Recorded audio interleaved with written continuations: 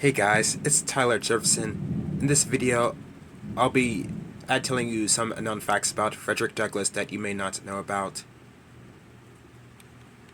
Fact 1. Frederick wasn't always called Frederick Douglass. Frederick was born into slavery as Frederick Augustus Washington Bailey. For some time, he went by Frederick Johnson to avoid detection before choosing the name Douglas from the Lady of the Lake by Sir Walter Scott. The Lady of the Lake is is also a novel. Fact 2. Frederick celebrated his birthday on a date with a sentimental meaning. Nobody is sure exactly when Frederick Douglass was born. While he concluded that he was likely born in February 1817, some records from his former enslaver indicate that he might have been born in February 1818. Either way, his birthday is celebrated today on February 14. According to various stories, his mother called him her little Valentine, and on the day he last saw her, she gave him a small cake shaped like a heart. Although the precise date of his birth is unknown, Black History Month is celebrated every February in honor of both his and Abraham Lincoln's birthdays. Fact 3. Frederick was forbidden from learning to read, so he taught himself. As a child, Douglas was enslaved by a man named Hugh Hugh Ald's wife began to teach him to read, but Hugh forbade it, saying learning will spoil him to be a slave. If you teach him how to read, he'll want to know how to write, and this accomplished, he'll be running away himself. Unknown to Ald, it was this speech that made Douglas realize the value of education. It could be his ticket to freedom, building on the little he'd learned from Mrs. Auld. He slowly taught himself to read and write and learned what he could from other children. Auld had no idea that the enslaved boy whose education he prevented would grow up to become a celebrated author. Fact 4. He became a determined. Fact 4. Frederick became determined to be free after defeating a notorious slave breaker. As a teenager and young man, Douglas was forced to work for several different households, according to the whims of the Auld family. When he proved a defiant plantation worker, the Aulds decided to send him to a cruel and abusive farmer named Edward Covey, who had a reputation for being a slave breaker. Covey infamously brutalized enslaved people in body and spirit until they became meek and compliant. This was not, however, the case for Douglas. One day, when Covey tried to punish him, Douglas fought back and took him by the throat.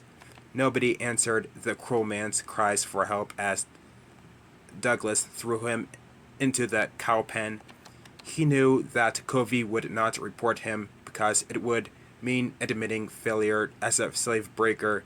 Douglas later wrote, I was a changed being after the fight. Uh, I, I mean, Douglas later wrote, I was a changed being after that fight. I was nothing before. I was a man now. It inspired me with a renewed determination to be a free man.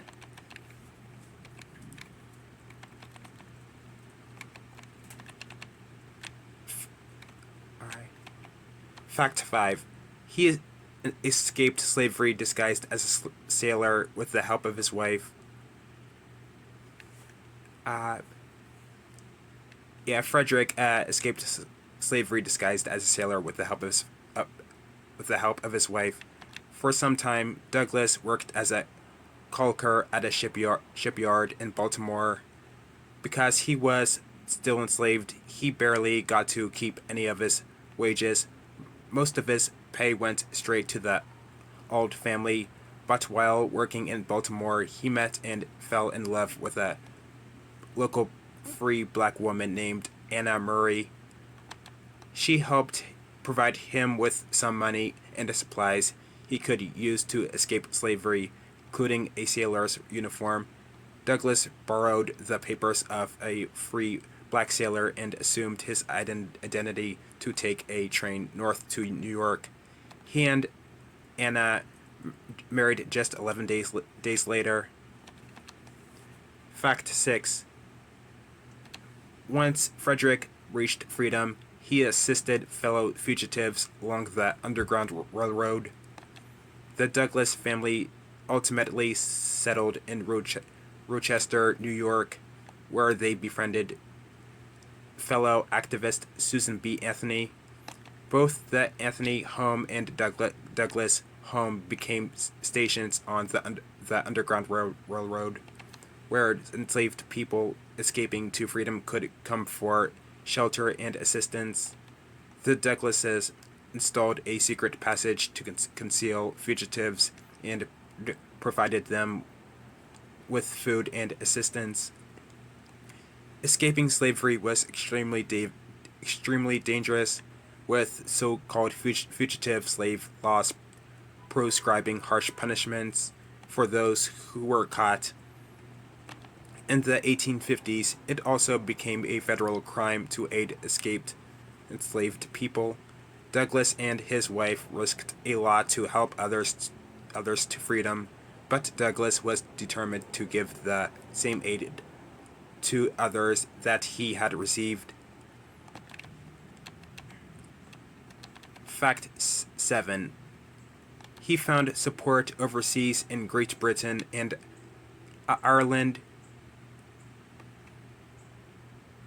Or should I say, Fredrick found support overseas in Great Britain and Ireland. Publishing his best-selling autobiography, The Narrative of the Life of Frederick Douglass, made him a massive celebrity, but it also made him a target. In his book, he named the Auld family as his former enslavers.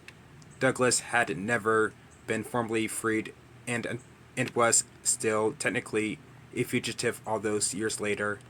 He and his friends worried that the Aulds might try to claim their property back, so in the wake of his newfound fame, the book went through 9 printings. In the first 3 years alone, Douglass traveled throughout Great Britain and Ireland to give a series of lectures. While there, he befriended the prominent Irish politician and abolitionist Daniel O'Connell. In 1846, a pair of British friends named Ellen and Anna Richardson gave Douglass a gift that would change his future. They helped raise funds to purchase his freedom from the Auld family.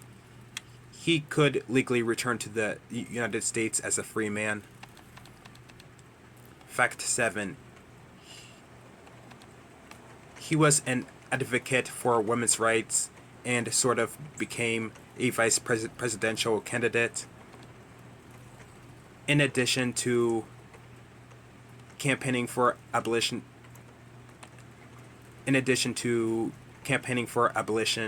and voting rights for black men, Frederick Douglass was an avid proponent of women's suffrage.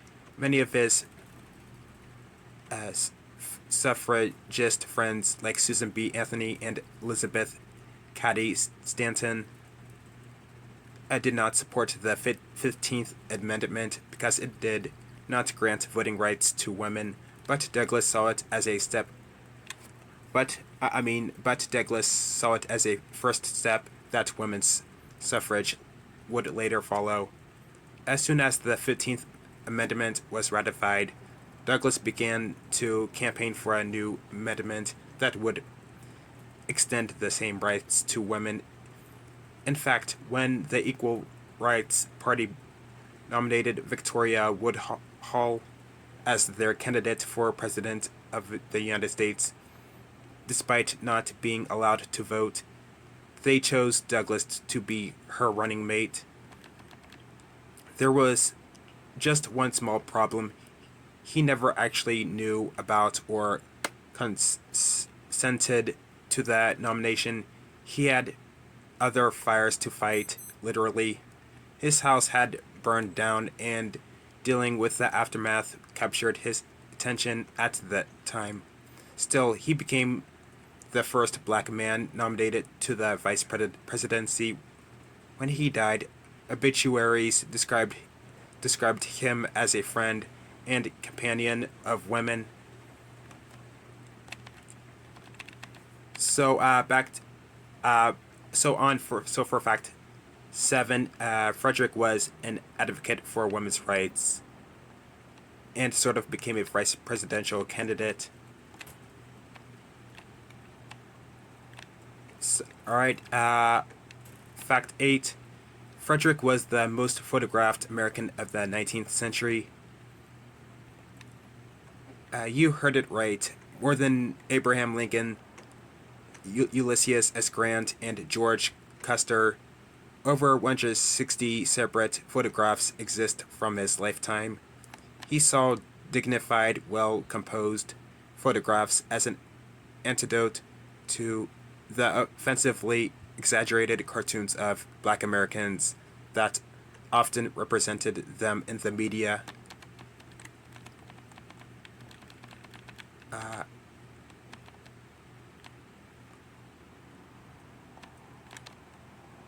Alright, so I think I'm on to fact 9 or 10, I believe, but it's somewhere around there.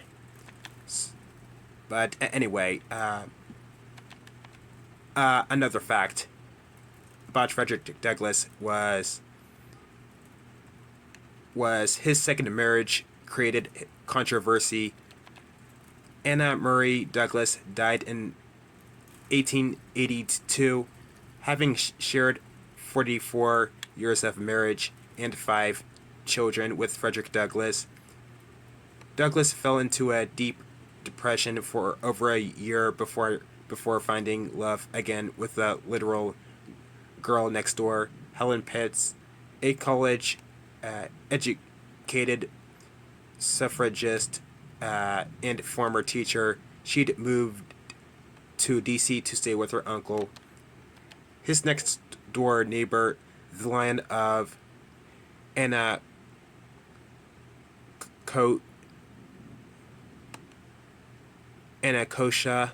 himself. I think that's how you pronounce the word Anacostia. The land of Anacostia himself, Frederick Douglass. Both their families and strangers disapproved of the marriage, and not just because Helen was 20 years Douglass's junior. She was also white. Douglass simply said, "This proves I am impartial. My first wife was the color of my mother, and the second, the color of my father." Helen and Douglass remained married for 11 years until his sudden death. She spent the rest of her life commemorating his legacy and raising funds for their home to be preserved as a National Historic Site. Another fact about Frederick Douglass was Abraham Lincoln's widow sent Douglass a special memento. As Fredrick became an increasingly prominent voice for abolition, Douglas caught the notice of President Abraham Lincoln. The two leaders collaborated on ideas to encourage black men to fight for the Union and to help free enslaved people from Confederate territory. When President Lincoln was elected to a second term, Douglas arrived unannounced at his inaugural reception, while White House officials tried to turn him away. Lincoln himself soon appeared, greeting him with, "Here comes my friend Douglas."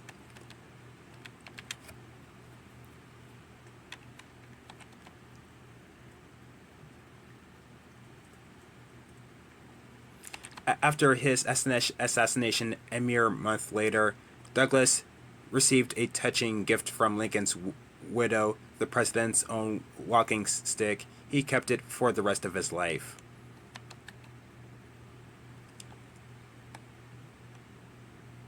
The assassination, what I was referring to was Abraham Lincoln's assassination. By the way,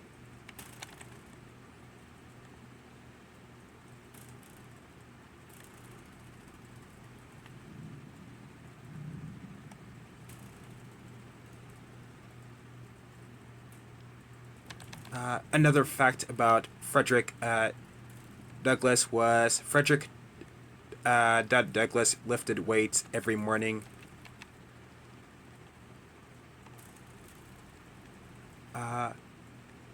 Cobblestone's interview with Kevin Bryant, a National Parks ranger at the Frederick Douglass National Historic Site in D.C., sheds light on an interesting artifact found in the home, a set of weights. Douglass lifted weights every morning, well into his 70s. According to Bryant, it wasn't just for health, it was for self-preservation. Douglass faced multiple physical attacks throughout his life and knew that he needed to stay strong for his own self-defense. He's been honored with at least a dozen... another fact about Frederick Douglass was that he's been honored with at least a dozen statues, two memorial bridges, an airport, a postage stamp, a National Historic Site, and even a special U.S. quarter. Alright, and that's all the facts about Frederick Douglass.